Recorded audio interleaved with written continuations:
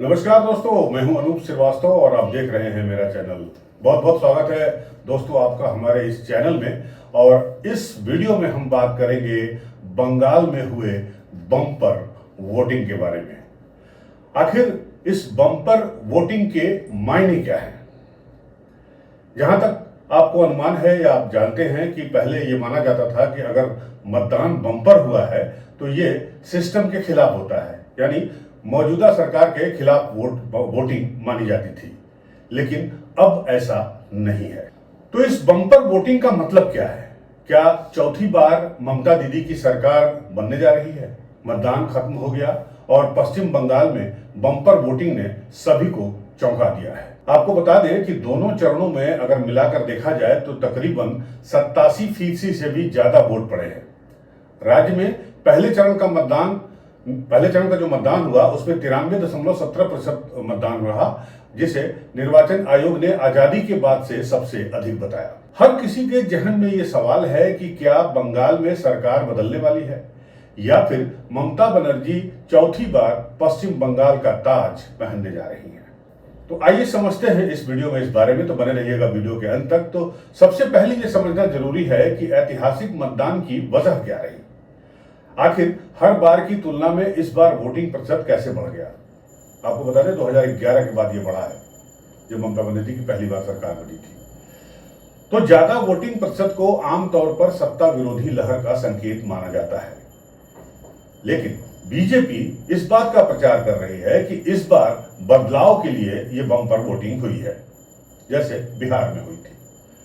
लोगों का बरसों से दबा हुआ असंतोष और गुस्सा फूट पड़ा है और पीएम मोदी ने इसे परिवर्तन के लिए भारी जनादेश बता रहे हैं। बम्पर वोटिंग को सत्ता विरोधी मानने के पीछे कई उदाहरण भी हैं, मतलब रियल एग्जांपल्स हैं। सबसे बड़ा उदाहरण तो खुद बंगाल का ही है। आपको बता दें कि 2011 का विधानसभा चुनाव जब हुआ था उस वक्त 85.55% वोटिंग हुई थी, जो अब तक का सबसे ज्यादा वोटिंग माना गया। उस लहर का नतीजा यह हुआ कि 34 साल पुरानी लेफ्ट की सरकार चली गई पश्चिम बंगाल से और पश्चिम बंगाल की सत्ता पर ममता बनर्जी का कब्जा हो गया। इसी तरह 2013 के राजस्थान विधानसभा चुनाव में 75.67% रिकॉर्ड मतदान के बाद वसुंधरा राजे की वापसी हुई। 2015 के चुनाव में आपने शीला दीक्षित के 15 साल की सरकार को उलट के रख दिया और उस चुनाव में भी दिल्ली का तब तक का सबसे ज्यादा 67.47% वोट पड़ा था। बात अगर यूपी के विधानसभा की जाए तो 2017 के यूपी के विधानसभा चुनाव में मोदी लहर चली और उस चुनाव में 61.24% बम्पर वोटिंग हुई, जो अब तक की सर्वाधिक वोटिंग थी और नतीजा सत्ता परिवर्तन योगी आदित्यनाथ की सरकार बनी। लेकिन अब ये पारंपरिक तर्क पुराना हो चला है कि बम्पर वोटिंग का मतलब है सिर्फ एंटी इनकम्बेंसी या सत्ता विरोध की लहर चल रही है। आज की तारीख में राजनीतिक लड़ाई या जंग इतनी तीखी हो चुकी है कि वोटर इतने प्रतिबद्ध हो गए हैं अब वोटर खास तौर से जो वोटर समुदाय है वो सरकार बचाने के लिए भी बम्पर वोट डालते हैं। उन्हें डर रहता है कि मौजूदा दी जाने वाली सुविधाएं और सुरक्षा कहीं नई सरकार के आने पर कम न हो जाए, बंद न हो जाए। बीते साल नवंबर में हुए बिहार चुनाव में यही ट्रेंड देखा गया। आपको मालूम है कि बिहार में 67.13% की रिकॉर्ड वोटिंग हुई थी पिछले चुनाव में, लेकिन यह सत्ता विरोधी नहीं थी बल्कि सत्ता समर्थक लहर थी और इस चुनाव में एनडीए ने 202 सीटें जीती। और इसका सबसे बड़ा कारण था महिला वोटरों का झुंड में वोट डालने के लिए निकलना। नीतीश मोदी कॉम्बो उन्हें पसंद आया। लालू का जंगल राज वापस न आ जाए, जिसकी चर्चा बार बार मोदी और अमित शाह ने की, इसलिए भी बम्पर वोटिंग हुई। तो जनता घर से वोट डालने के लिए अब निकल रही है। अब क्यों निकलती है? बदलने के लिए, बचाने के लिए, ये स्थानीय मुद्दे भी तय करते हैं कभी कभी। तो बंगाल चुनाव में जो सबसे ज्यादा चर्चित रहा वो रहा एसआईआर का मुद्दा। तो आइए इसके बारे में बात करते हैं। तो बम्पर मतदान का एक और बड़ा कारण माना जा रहा है वो है एसआईआर। अब तक वोटर लिस्ट में बेशुमार फर्जी नाम हुए थे या होते थे। इनमें हजारों हजार की संख्या ऐसे वोटरों की भी थी जो या तो दिवंगत हो चुके थे या पलायित हो चुके थे, लेकिन वोटर लिस्ट में उनके नाम चले आ रहे थे। कई नौकरीशुदा लोग ऐसे भी थे जो अब बंगाल में नहीं रहते हैं, उनके नाम किसी अन्य राज्य की वोटर लिस्ट में थे। ये लोग पहले वोट देने नहीं जाते थे, इसलिए वोट का प्रतिशत भी कम होता था, ऐसा चुनाव आयोग का कहना है। अब एसआईआर के बाद वोटर लिस्ट में जो जेन्युइन वोटर बचे, वो जिन्होंने अपने मताधिकार का इस्तेमाल किया और इस्तेमाल करने के प्रति सचेत रहे, तो माना जा रहा है कि एसआईआर की वजह से वोटर्स की संख्या में भारी कमी से बेस लाइन कम हुई और जिसकी वजह से जो असली वोटर्स थे उनका आंकड़ा बढ़ गया, ज्यादा हो गया। और बंगाल में लगभग आपको मालूम है कि एसआईआर के बाद 90 लाख मतदाता कम हो गए, यानी वोटरों में लगभग 12% की कटौती हो गई। इसलिए वोटर बेसलाइन कम हुई और वोटिंग का प्रतिशत जो है वो बढ़ गया। अब कुछ अफवाह के बारे में भी बात कर लेते हैं, जिसकी वजह से बंगाल के बाहर रहने वाले बंगाल के निवासी वापस बंगाल आए। तो एसआईआर यानी स्पेशल इंटेंसिव रिवीजन के दौरान चुनाव आयोग ने घर घर सर्वे कराया। मृतक, डुप्लीकेट और शिफ्ट हुए लोगों के नाम कट गए।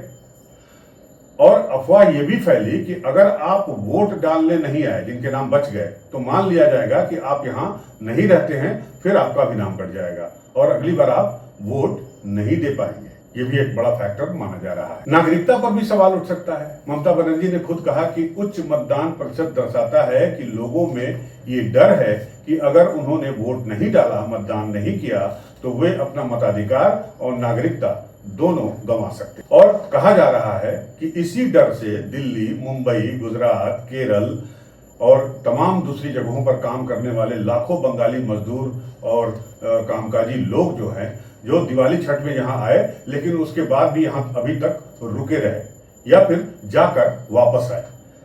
2025 के बिहार विधानसभा चुनाव में भी यही हुआ था। दिवाली और छठ पर 13,000 से अधिक ट्रेनें चलाई गई थी और बिहार पहुंचे हुए लोगों का मतदान के लिए वहां पर रुका गया, उनको बोला गया और वो रुके, या तो अगर वो चले गए तो वापस आए। 2025 बिहार चुनाव में यही हुआ था।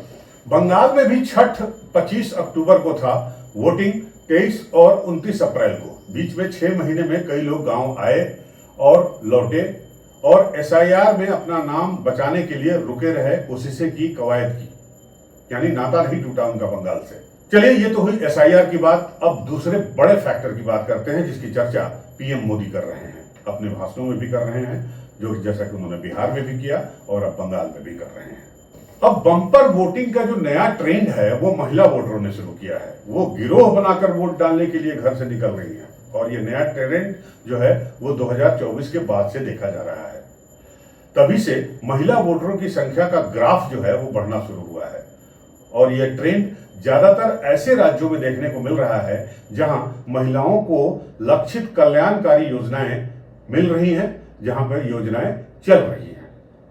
उदाहरण के लिए मैं बता दूं आपको कि मध्य प्रदेश है, केरल है, बिहार है, तमिलनाडु आदि के चुनावों में महिलाओं की जबरदस्त भागीदारी ने अक्सर सत्ताधारी दलों को लाभ पहुंचाया है। हाल के जो सर्वेक्षण हुए हैं उनके आंकड़े भी बताते हैं कि जब महिलाएं पुरुषों की तुलना में अधिक संख्या में मतदान करती हैं तो ये वास्तव में सत्ताधारी दल को स्थिर कर सकता है या उसके पक्ष में जा सकता है। जैसा कि बिहार में आपने देखा, तो सबसे बड़ा एग्जाम्पल आपके सामने है। वजह इसकी यह है कि वे यानी महिलाएं वित्तीय सहायता, मुफ्त उपहार, स्वास्थ्य और शिक्षा सहायता जैसी योजनाओं पर लगातार अमल करने वाले दलों को इनाम देती हैं। साथ ही महिला सुरक्षा भी एक बड़ा सवाल होता है। अब जहां तक बंगाल का सवाल है तो दोनों चरणों में रिकॉर्ड वोट पड़े हैं। पहले चरण में राज्य के 16 जिलों में 152 सीटों पर मतदान हुआ। आखिरकार करीब 52% वोटिंग कैसे हुई, जबकि इन्हीं सीटों पर पिछली बार 82.64% मतदान हुआ था। दूसरे चरण में भी रिकॉर्ड वोट पड़े, 92% से ऊपर वोट पड़े हैं। अब पश्चिम बंगाल में ममता बनर्जी अभी तक लगातार 3 बार मुख्यमंत्री बन चुकी हैं और वो पश्चिम बंगाल की पहली महिला मुख्यमंत्री भी हैं। चौथी बार के लिए 2026 का चुनाव लड़ रही हैं, यानी लड़ चुकी हैं। मतदान खत्म हो चुका है, 4 मई को रिजल्ट आएगा। और अगर 4 मई को वो चौथी बार जीत गई तो वो ज्योति बसु के 23 साल के रिकॉर्ड की तरफ बढ़ेगी, और अगर हार गई तो 15 साल का राज्य उनका बंगाल में समाप्त हो जाएगा। भारतीय जनता पार्टी का दावा है कि इस बार परिवर्तन होगा, सच हो जाएगा ऐसा लगता है। पश्चिम बंगाल में एसआईआर में वोटरों के नामों की कटौती, रेवड़ी की राजनीति, घुसपैठ का मुद्दा और ममता सरकार के 15 साल के कामकाज के प्रति लोगों की एंटी इनकम्बेंसी, सुरक्षा, ममता के कामों का लेखा जोखा, बेरोजगारी, शिक्षा और स्वास्थ्य व्यवस्था के बुरे हाल जैसे मुद्दों पर भी इस बार मतदान हुआ है। और बंगाल में इतनी बम्पर वोटिंग बताती है कि मतदाता इस बार अधिक उत्साहित और सक्रिय रहा। आपने सुना नहीं होगा कहीं कि 92%, 90% से ऊपर वोट, लोगों को अपील करना पड़ता था वोट डालने के लिए। अब साथ ही बंगाल में महिलाएं शुरू से ही पुरुषों से अधिक मतदान कर रही हैं, और इसका एक कारण यह है कि परिवार के कई पुरुष सदस्य काम के लिए राज्य से बाहर रहते हैं, जबकि महिलाएं घर पर स्थिर मतदाता बनी रहती। इससे बूथ स्तर पर मतदान का तरीका बदल जाता है। इसके अलावा ममता बनर्जी का महिला मतदाताओं के साथ राजनीतिक रूप से भी जुड़ाव रहा। बंगाल में चल रही लक्ष्मी भंडार योजना और व्यापक कल्याणकारी ढांचे ने तृणमूल के लिए एक मजबूत राजनीतिक आधार यानी बेस तैयार करने में मदद की है। इस तरह चुनावों में महिलाओं की बढ़ती भागीदारी सत्ता विरोधी पारंपरिक धारणाओं से परे जाकर नतीजों को नया आकार दे रही है। अब ये नतीजे क्या होंगे ये तो आपको 4 मई को ही पता चलेगा। बंगाल में एक और बड़ा फैक्टर है, और वो है मुस्लिम फैक्टर। पश्चिम बंगाल में एसआईआर के बाद कुल करीब 7 करोड़ वोटर हैं। यहां मुसलमानों की कुल आबादी 3 करोड़ है। चुनाव आयोग मजहब या धर्म के आधार पर मतदाता सूची नहीं बनाता, इसलिए मुस्लिम वोटरों की संख्या एग्जैक्ट बता पाना कठिन है। इसके साथ ही पश्चिम बंगाल में 90% से ज्यादा महिलाएं भी वोट देने निकली हैं।